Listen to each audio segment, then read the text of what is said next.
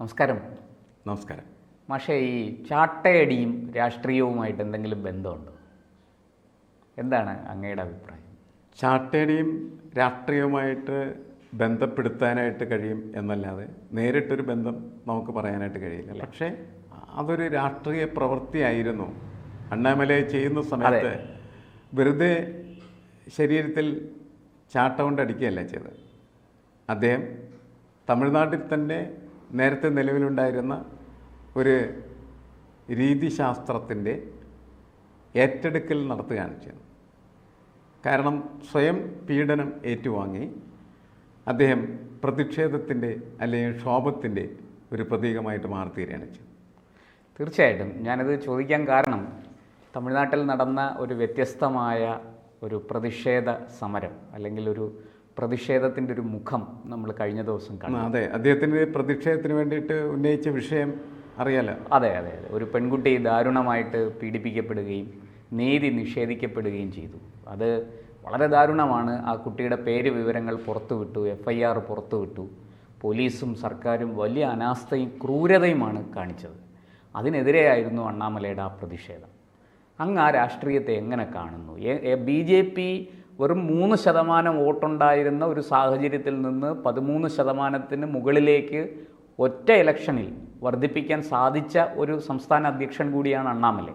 അണ്ണാമലൈക്ക് പൊതുവെ അവിടെ കേൾക്കുന്നത് MGRന് ശേഷം ഒരു ക്രൗഡ് പുള്ളർ തമിഴ്നാട് രാഷ്ട്രീയത്തിൽ ഉണ്ടായെങ്കിൽ അത് അണ്ണാമലയാണെന്ന് പൊതുവെ പറയപ്പെടുന്നുണ്ട്. രാഷ്ട്രീയ എതിരാളികൾ പോലും അക്കാര്യത്തിൽ ഒരു അരസമ്മതം പ്രകടിപ്പിക്കുന്നുണ്ട്.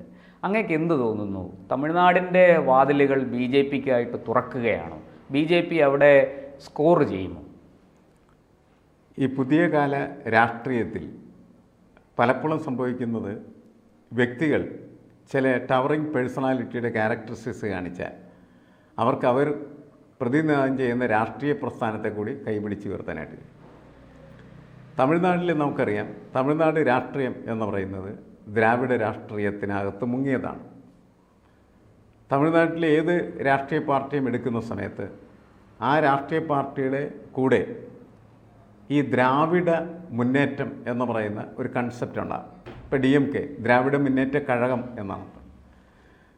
അതിൽ നിന്ന് വേറിട്ട ഒന്നാണ് MGR രൂപപ്പെടുത്തിയെടുത്ത രാഷ്ട്രീയം. പക്ഷേ അതും അതിൻ്റെ ബേസ് എന്ന് പറഞ്ഞാൽ ദ്രാവിഡം തന്നെയാണ്.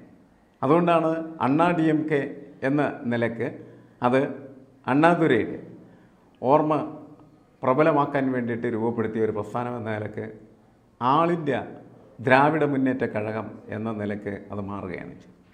അപ്പോൾ ഈ ദ്രാവിഡ മുന്നേറ്റ കഴകം എന്ന് പറഞ്ഞാൽ ദ്രാവിഡ രാഷ്ട്രീയത്തിൻ്റെ മുന്നേറ്റത്തിനും അതേപോലെ വിമോചനത്തിനും വേണ്ടി നിലനിൽക്കുന്ന രാഷ്ട്രീയം എന്നതാണ്. അപ്പോൾ അതിനകത്തേക്ക് കടന്നു കയറുക എന്ന് പറയുന്നത് BJPയുടെ രാഷ്ട്രീയത്തിന് എളുപ്പമല്ല. കാരണം BJP എപ്പോഴും ഒരു ഹിന്ദുത്വ രാഷ്ട്രീയത്തെയാണ് മുന്നോട്ട് വെക്കുന്നത്. ആ ഹിന്ദുത്വ രാഷ്ട്രീയം ദ്രാവിഡ രാഷ്ട്രീയത്തിനെതിരാണ്. അതാണ് പ്രധാനപ്പെട്ട പ്രശ്നം. അവിടുത്തെ ഒരു സംഘർഷാവസ്ഥ എന്ന് പറയുന്നത് BJPയെ സംബന്ധിച്ചിടത്തോളം ഇതാണ്. ഇതിനെ മറികടക്കുക ബുദ്ധിമുട്ടാണ്. ഇപ്പോൾ BJPക്ക് അവിടെ 4 MLAമാരെ സൃഷ്ടിച്ചെടുക്കാൻ കഴിഞ്ഞു. പക്ഷേ അത് അണ്ണാ DMKയുടെ തണലിലായിരുന്നു എന്നുള്ളതാണ് പ്രധാനപ്പെട്ടത്. അണ്ണാമലൈ പക്ഷേ തമിഴ്നാട്ടിൽ നടത്തുന്ന പരീക്ഷണം എന്ന് പറയുന്നത് അതല്ല. എങ്ങനെയാണ് ഈ ദ്രാവിഡ ഭൂമികയിൽ പുതിയൊരു രാഷ്ട്രീയത്തിന് സാധ്യത ഉണ്ടാക്കാനായിട്ട് കഴിയും? അതിന് ഒരു ക്രൗഡ് പുള്ളർ ആവശ്യമാണ്. ആ ക്രൗഡ് പുള്ളർ എന്ന് പറയുന്നത് അവിടെ മോദി വന്ന് പ്രസംഗിച്ചതിൻ്റെ പേരിലൊന്നും ഈ BJPക്ക് വോട്ട് നേടിയെടുക്കാനായിട്ട് കഴിയില്ല. കാരണം നമുക്കറിയാം, മോദിയാണ് ഇന്ത്യയിലെമ്പാടും BJPയുടെ താരപ്രചാരകനായിരുന്നു. അദ്ദേഹം പക്ഷേ തമിഴ്നാട്ടിൽ പോയിട്ട് അദ്ദേഹത്തിൻ്റെ താരപ്രഭാഷണം നടത്തിയതുകൊണ്ട് തമിഴ്നാട്ടിൽ സീറ്റുകൾ നേടിയെടുക്കാനായിട്ട് കഴിയും എന്ന് BJP കരുതുന്നില്ല. പക്ഷേ BJP വളരെ തന്ത്രപരമായി കഴിഞ്ഞ ലോകസഭയിൽ പാർലമെൻറ്റിൽ അവിടെ നിന്നൊരു വാളുകൊണ്ടേ സ്ഥാപിച്ചു എന്നുള്ള കാര്യം അറിയാൻ പാടില്ല. ചെങ്കോൽ അതങ്ങനെ ചെയ്യാനായിട്ട് കഴിഞ്ഞത് അല്ലെങ്കിൽ അത് വെറുതെ തമാശയ്ക്ക് ചെയ്തതല്ല, അല്ലെങ്കിൽ ഒരു ഷോബിസ് എന്ന നിലയ്ക്ക് ചെയ്തതല്ല. ബോധപൂർവമായിട്ട് തമിഴ്നാടിനെ പാർലമെൻറ്റിലേക്ക് കുടിയിരുത്തുന്നതിൻ്റെ ഭാഗമാണ്. ഇതാണ് BJP എന്ന് തമിഴരെ ബോധ്യപ്പെടുത്താൻ വേണ്ടിയിട്ട്.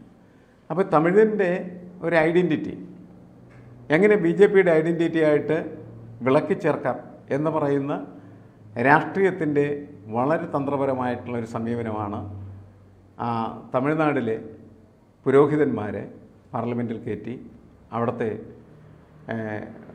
എന്താണ് വാള് അവിടെ സ്പീക്കറുടെ ചേംബറിൽ ചെങ്കോൽ സ്ഥാപിക്കുകയാണ് ചെയ്യുന്നത്. അപ്പോൾ ഈ ചെങ്കോൽ അവിടെ സ്ഥാപിക്കുന്നത് ഈ തമിഴ്നാട് എന്ന് പറയുന്നതിൻ്റെ രാഷ്ട്രീയത്തെ ഞങ്ങൾ പാർലമെൻറ്റിൽ സ്ഥാപിച്ചിരിക്കുന്നതെന്ന് തമിഴ്നാട്ടുകാരെ ബോധ്യപ്പെടുത്താൻ വേണ്ടിയിട്ടാണ്. അത് വെറുമൊരു തമിഴ്നാട്ടിനെ മാത്രം ബോധ്യപ്പെടുത്തലാണോ, അതോ ഈ ദക്ഷിണ ഭാരതത്തെ, നമ്മുടെ സൗത്ത് ഇന്ത്യയെ മുഴുവനായിട്ട് ഇങ്ങനെ വാരിയെടുക്കുന്നത് പോലെയുള്ളൊരു? അല്ല, അതിന് അങ്ങനെ ദക്ഷിണ ഭാരതത്തെ മുഴുവനായിട്ട് വാരിയെടുക്കാൻ പറ്റുന്ന ഒരു പ്രതീകമായിട്ട് അത് മാറുന്നില്ല. അത് തമിഴ്നാട്ടിൽ തന്നെ കേന്ദ്രീകരിച്ചാണ് നിൽക്കുന്നത്. മാത്രമല്ല, ഈ തമിഴ്നാട്ടിൻ്റെ മറ്റ് ഒരു സവിശേഷത എന്ന് പറയുന്നത് ഈ ശ്രീലങ്കയിലേക്ക് പഴയ കാലത്ത് നമ്മൾ കിട്ടിയ സേതുബന്ധനം, അതിൻ്റെ അവശിഷ്ടങ്ങൾ കണ്ടെത്തി അതിനെ പുനഃസൃഷ്ടിച്ച് അങ്ങനെയും BJP യുടെ രാഷ്ട്രീയത്തെ പാരമ്പര്യത്തിൻ്റെ സ്രോതസ്സിൽ നിന്ന് രൂപപ്പെടുത്തിയെടുക്കുക എന്ന് പറയുന്ന ഒരു അന്വേഷണം ഒരു വയസ്സോടെ നടക്കുന്നുണ്ട്. മറുവശത്തൂടെയാണ് ഈ ചെങ്കോല്. അതുപോലെ തന്നെ മൂന്നാമത് വേണമെങ്കിൽ നമുക്ക് എന്ത് ചെയ്യാം, അണ്ണാമലൈ എന്ന് പറയുന്നതായിട്ടുള്ള, അതായത് മനുഷ്യ പറയുന്നത് രാമസേതു, ചെങ്കോൽ, അണ്ണാമലൈ. അത് കാരണം എന്ന് വെച്ചാൽ അതിന് ഒന്ന് ഒരു പാരമ്പര്യത്തിൽ ഊറി നിൽക്കുന്നതായിട്ടുള്ള രാഷ്ട്രീയത്തിൻ്റെ സാധ്യത ചരിത്രത്തിൽ നിന്ന് പതുക്കെ ഇങ്ങനെ കൈപിടിച്ചു കൊണ്ടുവരുന്ന ഒരു പ്രക്രിയ.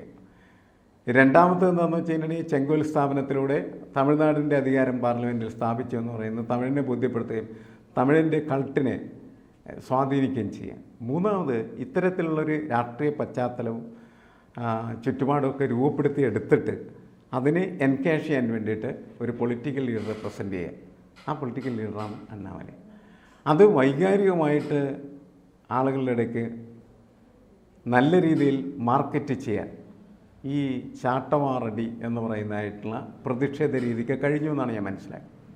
കാരണം അവിടെ ഏത് പ്രദേശത്തായി കഴിഞ്ഞാലും പെൺകുട്ടികൾ പീഡിപ്പിക്കപ്പെട്ടാൽ അതിനെതിരെ അതിശക്തമായിട്ടുള്ള കലാപം ഉണ്ടാവും എന്നുള്ള തർക്കമില്ല. അതിപ്പോൾ BJPക്കെതിരെയും ഉണ്ടായിട്ടുള്ളതാണ്. ഉത്തർപ്രദേശിലെ ഉള്ള ബാലിക പീഡനം, സംഭവം. അതെ, അതൊക്കെ വലിയ തോതിൽ അവർക്കെതിരെ പാഞ്ഞ സാധനം. ഗവൺമെൻറ് നേരത്തെ എന്താണ് കോൺഗ്രസ് ഗവൺമെൻറ്റും ദില്ലി ഗവൺമെൻറ്റും ഒക്കെ എതിരെ അതിശക്തമായിട്ടുള്ള പോരാട്ടം, നിർഭയ സംഭവം ഉണ്ടായി. അതിന് സമാനമായിട്ടുള്ള രീതിയിൽ എങ്ങനെ തമിഴ്നാട്ടിൽ അത് വളർത്താനും വികസിപ്പിക്കാനായിട്ടും കഴിയും എന്ന രാഷ്ട്രീയ അന്വേഷണം അണ്ണാമലയുടെ ഈ പ്രതിഷേധത്തിലുണ്ട് എന്നാണ് ഞാൻ മനസ്സിലാക്കുന്നത്. കുറച്ചൊക്കെ അത് കാറ്റുപിടിപ്പിക്കാനായിട്ട് അദ്ദേഹത്തിന് കഴിഞ്ഞു എന്നുള്ളതാണ്. കാരണം അത് പുതിയ രീതിയിലുള്ള ഒരു പ്രതിഷേധമായിരുന്നു. പുതിയ രീതിയിൽ ജനങ്ങളുടെ വികാര തലങ്ങളെ സ്വാധീനിക്കാൻ കഴിയുന്ന ഒരു കരുത്താണ്. എന്നുവെച്ചാൽ പതുക്കെ പല വാതിലുകളും BJP തമിഴ്നാട്ടിൽ മുട്ടി നോക്കുകയാണ്. ഏത് തുറന്നാൽ BJPക്കകത്ത് കയറാം. ആ പരീക്ഷണങ്ങളിൽ വളരെ വിജയകരമായി നടത്താൻ ഒരു പരീക്ഷണമായിട്ട് നമുക്കിതിനെ കണക്കാക്കാമെന്നാണ് എനിക്ക് തോന്നുന്നത്.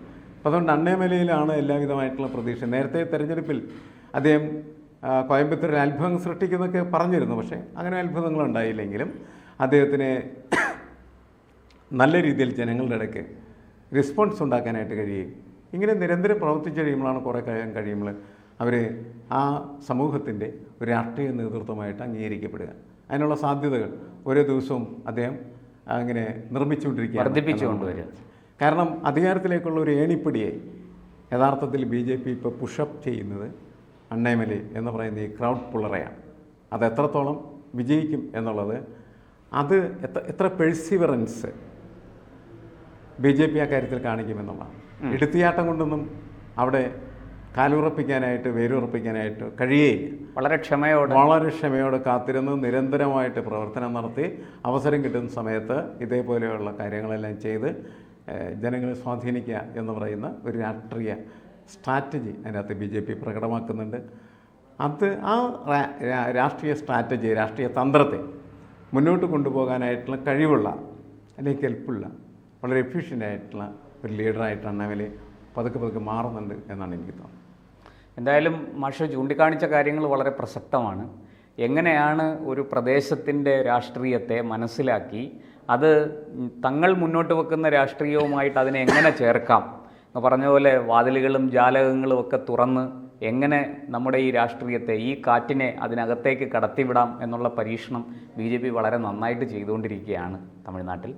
അണ്ണാമലയെ പോലൊരു കരുത്തുറ്റ നേതാവിനെ അവർക്കതിന് കിട്ടുകയും ചെയ്തു. അവസരങ്ങളെ, അദ്ദേഹം സാധ്യതകളെ ഒക്കെ വിജയിപ്പിച്ചു കൊണ്ടുവന്ന് BJPയെ അവിടെ ഒരു വലിയ രാഷ്ട്രീയ ശക്തിയായിട്ട് വളർത്താനുള്ള പരിശ്രമത്തിലാണ്. ഒരു രാഷ്ട്രീയത്തിന് തന്നെ വേണമെങ്കിൽ മാറ്റം വരാവുന്നതാണ് അതിൻ്റെ വളർച്ചയും വികാസവും. കാരണം വെച്ചാൽ മറ്റേത് എപ്പോഴും ഒരു എന്താണ് ദ്രാവിഡ രാഷ്ട്രീയത്തിൽ അതൊരു പ്രാദേശികവാദം പോലെ രണ്ട് ചേരികളായിട്ട് നിൽക്കുമ്പോൾ ഏതെങ്കിലും ചേരി ജയിക്കുന്നു എന്ന് മാത്രമേ ഉണ്ടായിരുന്നു. പക്ഷേ ഇവിടെ വ്യത്യസ്തമായിട്ടുള്ള ഒരു സാധ്യതയ്ക്ക് വേണ്ടിയിട്ട് പൊളിറ്റിക്കൽ പോസിബിലിറ്റി അന്വേഷിക്കുന്ന ഒരു പ്രക്രിയയായിട്ട് ഇത് മാറിക്കൊണ്ടിരിക്കുകയാണ്. ആ ദേശീയ രാഷ്ട്രീയത്തിനോട് അടുത്ത് നിൽക്കുന്ന ഒരു രാഷ്ട്രീയം തമിഴ്നാട്ടിലും ചിലപ്പോൾ വന്നേക്കാം സമീപഭാവിയിൽ തന്നെ. അണ്ണാമലയുടെ പ്രവർത്തനങ്ങൾ ആ തരത്തിൽ മുന്നേറുകയാണ്. നമുക്ക് കാത്തിരുന്ന് കാണാം തമിഴ്നാട്ടിൽ എന്താണ് സംഭവിക്കാൻ പോകുന്നത്. BJP അവിടെ വേര് പിടിക്കുമോ, BJPക്ക് അവിടെ നിന്ന് നേട്ടം കൊയ്യാനാകുമോ എന്നൊക്കെയുള്ള കാര്യങ്ങൾ വരും കാലങ്ങളിൽ നമുക്ക് മാത്രം മനസ്സിലാക്കാൻ പറ്റും.